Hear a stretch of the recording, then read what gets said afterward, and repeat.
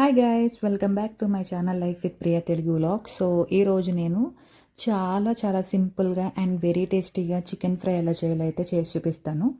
Video చూసేయండి. ముందుగా చికెన్ని 4-5 సార్లు మంచిగా వాష్ చేసుకొని ఉంచుకోవాలి. ఇది 1/2 kg చికెన్ అనమాట. సో తర్వాత ఆయిల్ వేసుకొని చిన్న సైజ్ ఆనియన్ అయితే కట్ చేసుకోవాలి. చిన్నది చాలు. చిన్న సైజ్ ఆనియన్ కట్ చేసుకొని మంచిగా ఫ్రై చేసుకోవాలి. సో ఇలా ఫ్రై అయిన తర్వాత 1/2 టీ స్పూన్ వరకు పసుపు యాడ్ చేసుకోవాలి. యాడ్ చేసుకొని పచ్చివాసన పోయేంత వరకు ఫ్రై చేసుకోవాలి.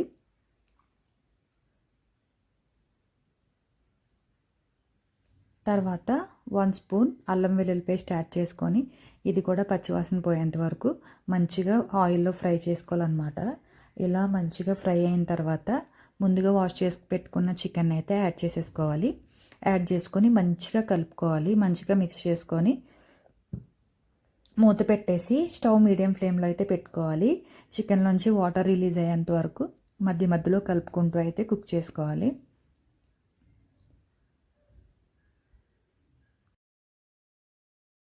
అసలు ఇందులో 1 డ్రాప్ కూడా వాటర్ అయితే యాడ్ చేయట్లేదు అనమాట. చికెన్లో నుంచి రిలీజ్ అయిన వాటర్తోనే చికెన్ అంతా చాలా సాఫ్ట్గా అయితే కుక్ అయిపోతుంది. మధ్యలో ఇలా మిక్స్ చేసుకుంటూ అయితే కుక్ చేసేసుకోవాలి. అండ్ ఇప్పుడైతే వాటర్ ఇలా రిలీజ్ అయినాయి కదా, ఇప్పుడైతే లో ఫ్లేమ్లో పెట్టి అయితే కుక్ చేసుకోవాలి. ఈ వాటర్లో చికెన్ అంతా కుక్ అయిపోయి మొత్తం వాటర్ అంతా అబ్జర్వ్ చేసేసుకోవాలన్నమాట. సో అప్పుడు వరకు లో ఫ్లేమ్లోనే పెట్టి కుక్ చేసుకుంటే చికెన్ చాలా సాఫ్ట్గా అయితే కుక్ అయిపోతుంది.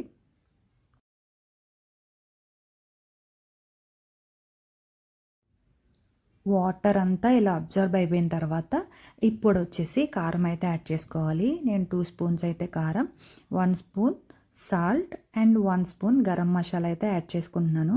యాడ్ చేసుకొని మంచిగా మిక్స్ చేసేసుకొని లో ఫ్లేమ్లో పెట్టి ఒక 5 మినిట్స్ పాటు మధ్యలో మిక్స్ చేసుకుంటూ కుక్ చేసుకుంటే చికెన్ ఫ్రై చాలా ఎమ్మీ అండ్ టేస్టీగా అయితే రెడీ అయిపోతుంది.